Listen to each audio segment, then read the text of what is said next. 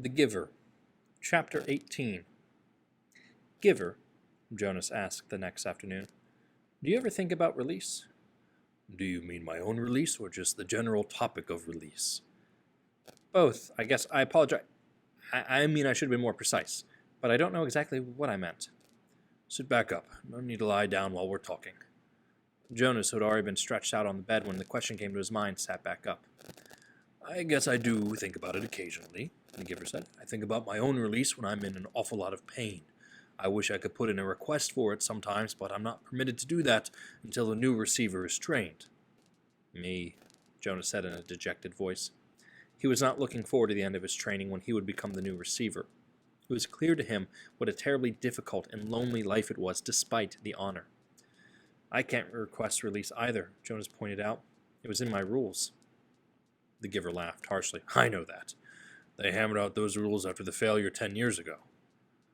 Jonas had heard again and again now references to the previous failure, but he still did not know what happened 10 years before.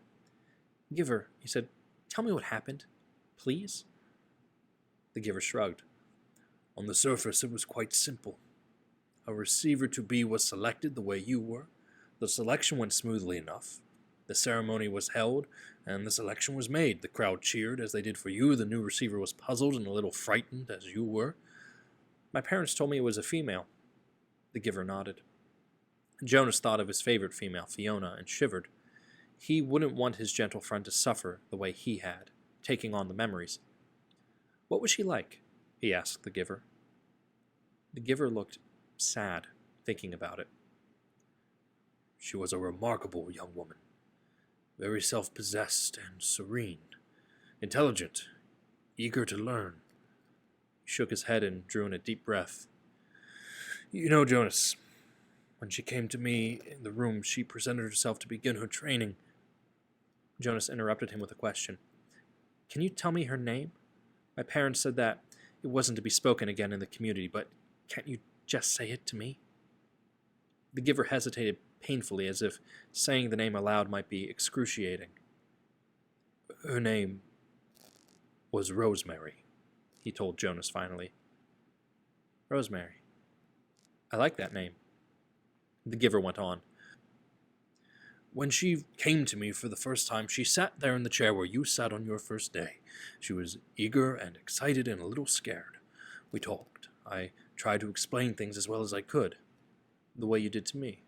The Giver chuckled ruefully. The explanations are difficult. This whole thing is so beyond one's experience.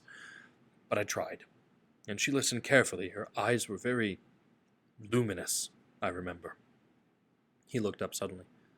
Jonas, I gave you a memory that I told you was my favorite. I still have a shred of it left, the room with my family and grandparents. Jonas nodded. Of course he remembered. Yes, he said. It had that wonderful feeling with it. You told me it was love. You can understand then that that's what I felt for Rosemary, the Giver explained. I loved her. I feel it for you too, he added. What happened to her? Her training began. She received well, as you do. She was so enthusiastic, so delighted to experience new things. I remember her laughter. His voice faltered and trailed off. What happened? Jonas asked, again after a moment. Please tell me. The Giver closed his eyes. It broke my heart, Jonas, to transfer pain to her. But it was my job. It was what I had to do, the way I've had to do it to you. The room was silent. Jonas waited.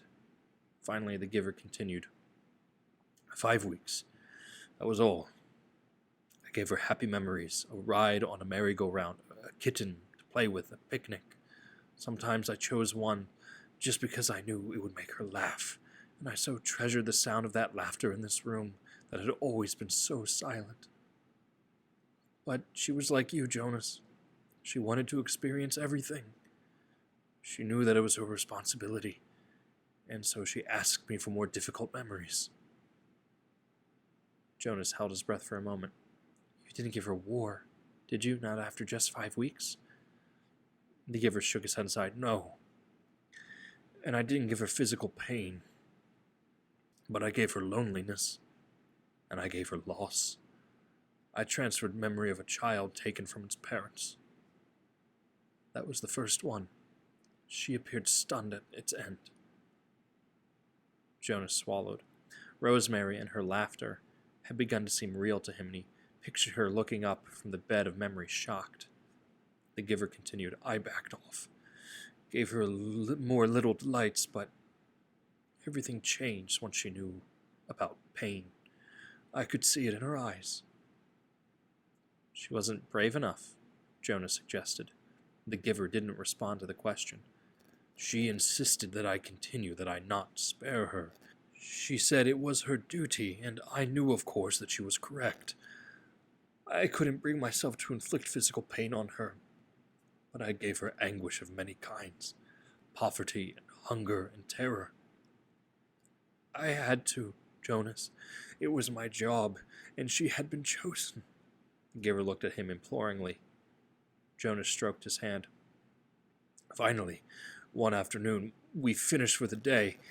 It had been a hard session. I tried to finish as I do with you by transferring something happy and cheerful, but the times of laughter were gone by then. She stood up very silently, frowning as if she were making a decision. Then she came over to me and put her arms around me. She kissed me on my cheek. As Jonas watched, the giver stroked his own cheek, recalling the touch of Rosemary's lips 10 years before. She left here that day, left this room, and did not go back to her dwelling. I was notified by the speaker that she had gone directly to the chief elder and asked to be released. But it's against the rules. The receiver in training can't apply for It's against your rules, Jonas. But it wasn't in hers. She asked for release, and they had to give it to her. I never saw her again. So that was the failure, Jonas thought. It was obvious that it saddened the giver very deeply, but it didn't seem such a terrible thing, after all. And he, Jonas, would never have done it, never have requested release no matter how difficult his training became. The giver needed a successor, and he had been chosen. A thought occurred to Jonas. Rosemary had been released very early in her training. What if something happened to him, Jonas? He had a whole year's worth of memories now. Giver, he asked, I can't request release, I know that, but what if something happened, an accident? What if I fell into the river like that little 4 Caleb did? Well, that doesn't make any sense because I'm a good swimmer, but what if I couldn't swim and fell into the river and was lost? Then there wouldn't be a new receiver, but you would have already given away an awful lot of important memories, so even though they would select a new receiver, the memories would be gone except for the shreds that you have left of them? And then what if... He started to laugh suddenly. I sound like my sister, Lily, he said, amused at himself. The giver looked at him gravely. You just stay away from the river, my friend, he said.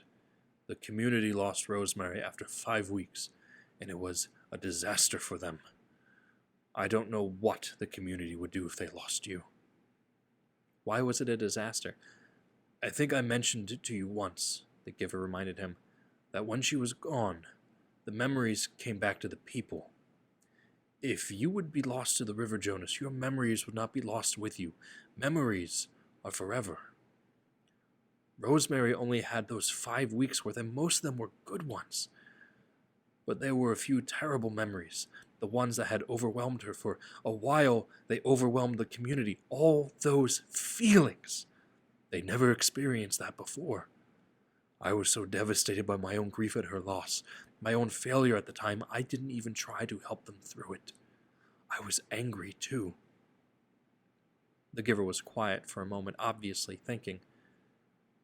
You know, he said finally, if they lost you, with all the training you've had now, they'd have all those memories again themselves. Jonas made a face. They'd hate that. They certainly would. They wouldn't know how to deal with it all. The only way I deal with it is by having you there to help me, Jonas pointed out with a sigh. The giver nodded. I suppose, he said slowly, that I could. You could what? The giver was still deep in thought. After a moment, he said, if you floated off in the river, I suppose I could help the whole community the way I've helped you. It's an interesting concept. I need to think about it some more. Maybe we'll talk about it again sometime, but not now. I'm glad you're a good swimmer, Jonas, but stay away from the river. He laughed a little, but the laughter was not light-hearted. His thoughts seemed to be elsewhere, and his eyes were very troubled.